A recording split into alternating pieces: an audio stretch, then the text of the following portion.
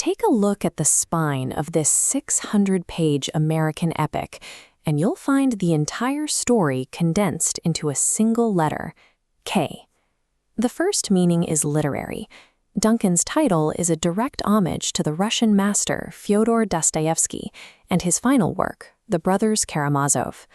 But on a baseball scorecard, a K denotes a strikeout. It represents failing, falling flat, and having your aspirations crushed in front of a stadium full of fans. The novel follows a family that lives in both worlds at once, carrying the massive philosophical weight of a Russian epic while enduring a steady, grinding series of personal strikeouts. The story is set in the 1950s in the mill town of Camas, Washington. This is the home of the Chance family, a household soon to be defined by the act of striking out. The father, Hugh, known to his children as Papa, is a gifted minor league pitcher. He's a southpaw with a blistering fastball, standing on the very edge of the big leagues. To support his 6 children during the off-season, Papa works at the local paper mill.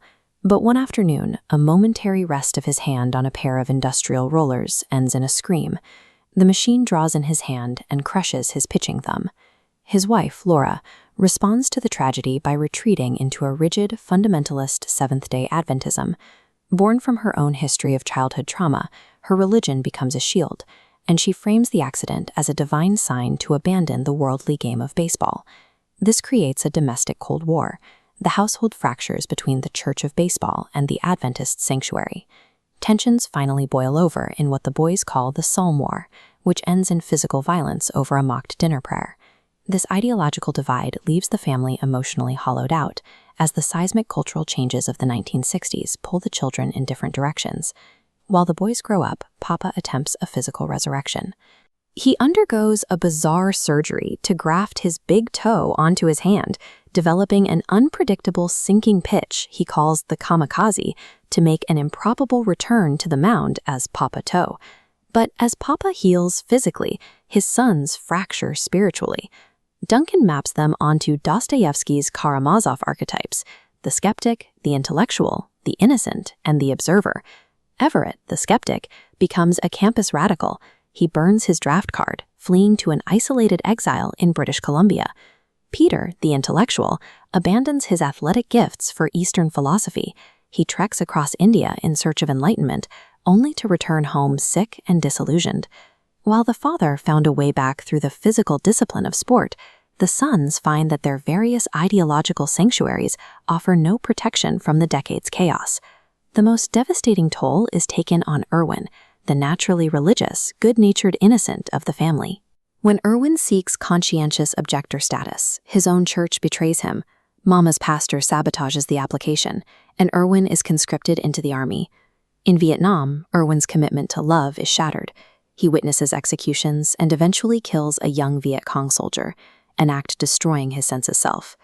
The trauma triggers a complete psychological collapse. In a symbolic act of protest, Erwin attacks an officer with toothpaste while singing Sabbath school hymns. The military response is cold and systematic. Erwin is locked in a psychiatric ward in California, where heavy sedation and electroshock therapy erase his mind. This is the family's ultimate failure. Their competing dogmas, baseball, radicalism, and religion, couldn't prevent their most vulnerable member from being crushed by the state. It's here that the novel reveals its hidden, secondary definition of the strikeout. To K can also mean to lose your very self for the sake of another. Faced with Erwin's catatonic state, the Chances realize their ideologies are useless. To save him, they must sacrifice the identities they fought so hard to maintain. Everett risks a federal prison sentence by sneaking back into the U.S. He enters his mother's church to deliver an emotional, public plea for the congregation to help rescue his brother. Mama responds with a profound moment of grace. She abandons the rigid judgment of her church leaders, standing on a pew to publicly support her radical, draft-dodging son. By letting go of their pride and their past grievances, the family finally unites into a practical force of human compassion.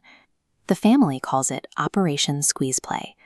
Using a caravan of church members and the threat of media exposure, they pressure the military hospital until the doors finally open. The mission succeeds. Erwin is released from the psychiatric ward into his family's custody. The aftermath is bittersweet. Shortly after Erwin's return, Papa is diagnosed with terminal lung cancer.